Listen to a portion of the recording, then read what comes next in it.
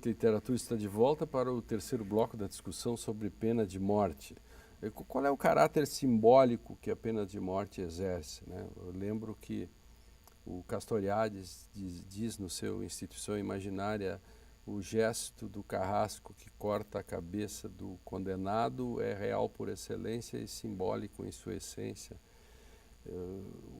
Qual é o papel da literatura na humanização do condenado, né? Como isso é um mito, a própria solução da pena de morte, e as pessoas já não estão condenadas à pena de morte no Brasil quando são jogadas nas masmorras medievais. A expressão é de um ex-ministro do Supremo, que são as prisões brasileiras. É toda a questão. Quem tem direito de tirar a vida, né?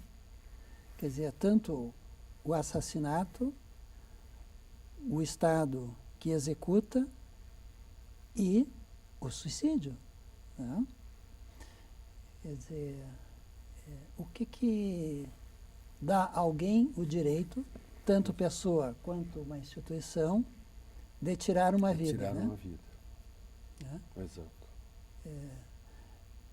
E eu acho que é interessante observar que o fundamento primeiro é um fundamento teológico-jurídico, que já está nas tábuas da lei de Moisés, né? É um fundamento teológico-jurídico. Porque o Estado, o rei, ele é uma extensão do poder divino, né? É à luz do poder divino que o Estado se arvora esse direito de tirar uma vida. Tá? E é muito interessante que no último dia do condenado à morte, do Victor Hugo, no final ele vai trazer os três componentes da cena. O rei, que pode perdoar, né? Esse lugar de exceção, né? O padre e o carrasco, né? E que juntam essa confluência teológico-política. O Rio, o Padre e o Carrasco. É muito impressionante que ele, impressionante isso. Ele termina assim, né? Situando os que estão na cena, né? Que compõem a cena. Agora, claro, e o condenado, né? Agora, esse aspecto que tu colocaste, Mário, leva à questão da fundamentação da interdição da pena de morte. Onde vamos buscar o fundamento para interditar a pena capital? Bom, uma tentativa é dizer que todo ser humano possui dignidade e, devido a essa dignidade, a pena de morte não é algo que se coaduna, vamos dizer assim, com esse princípio do caráter absoluto da vida humana.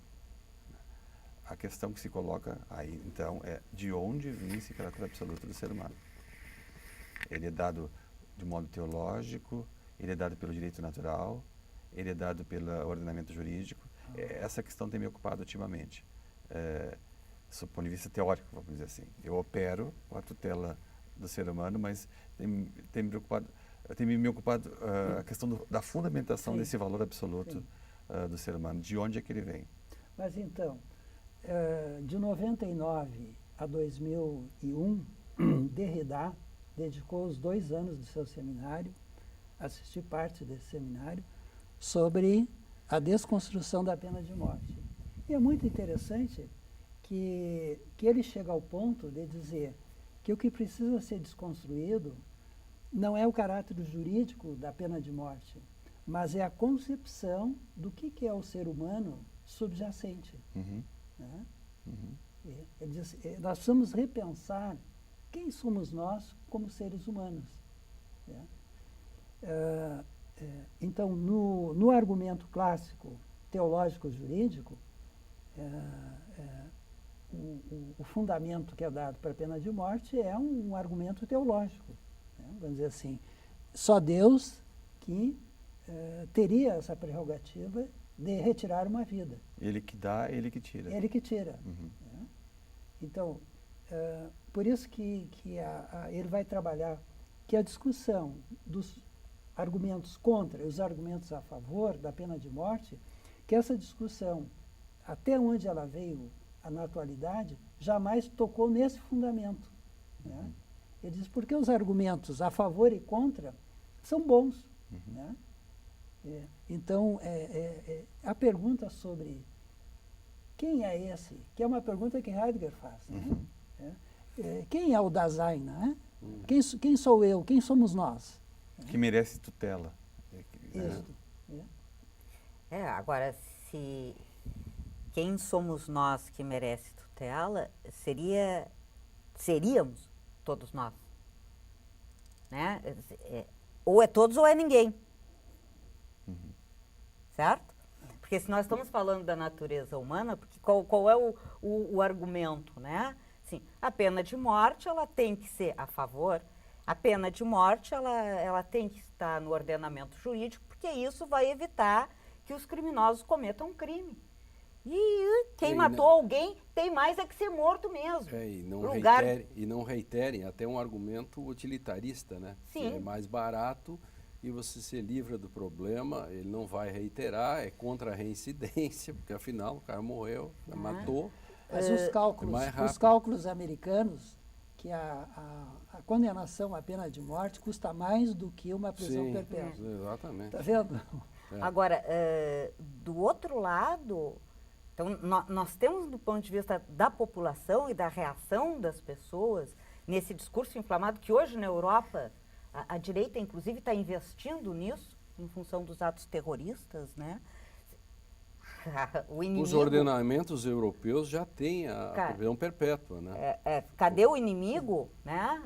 E esse inimigo tem que ser punido e o tecido social tem que ser preservado de alguma forma, e quem é cidadão e quem não é cidadão. Então, essas questões são simples. Todos temos essa dignidade, inclusive aquele que comete um crime hediondo e terrível. Nós não podemos destituí-lo da sua humanidade. E é interessante esse aspecto.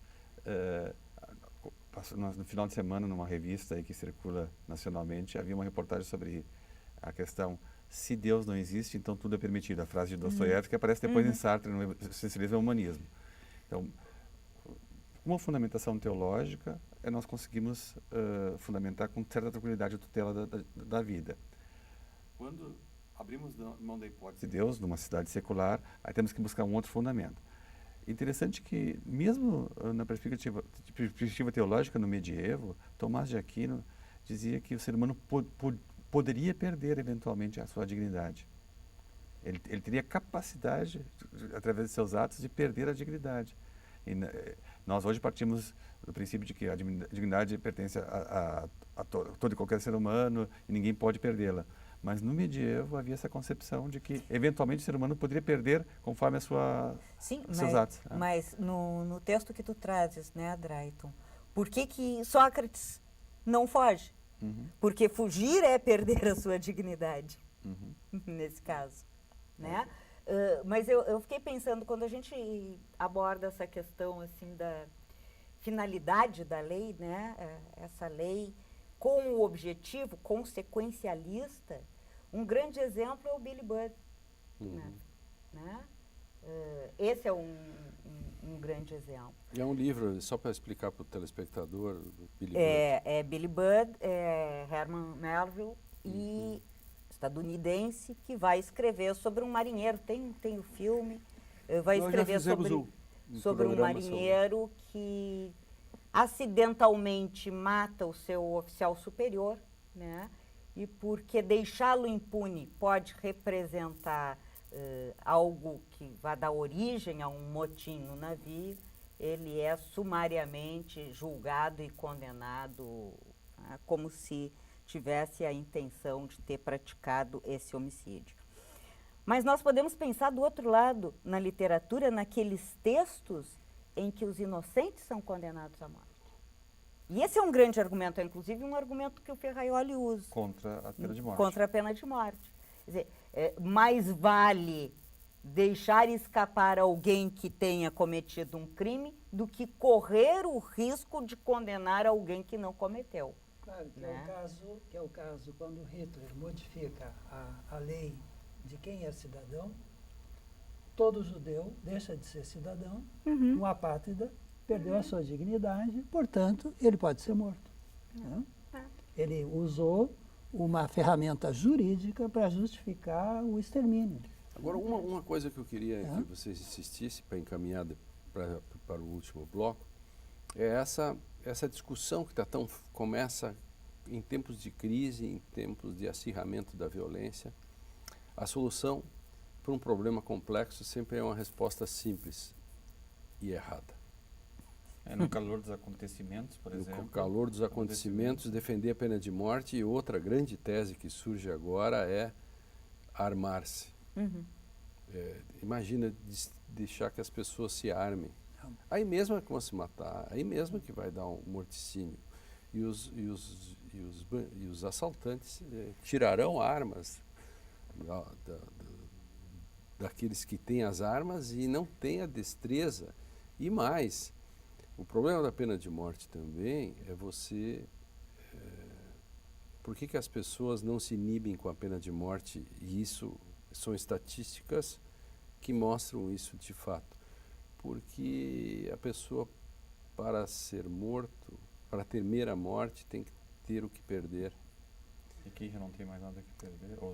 E esse talvez seja um ponto para as masmorras medievais brasileiras, que elas tratam tão mal as pessoas que elas não têm mais o que perder e, portanto, quando eles saem piores. E esse é um ponto. Quer dizer, será que primeiro, para pegar no ponto do Drayton, a dignidade não é exatamente, vem Dasein, no sentido de saber que sei, e nesse contexto, dignidade é ter algo pelo qual eu me preocupo e só assim eu poderia ser atingido. E acrescentando um outro elemento que aparece na Grécia e aparece naquilo que vocês disseram, o próprio sentimento de pertença à comunidade humana.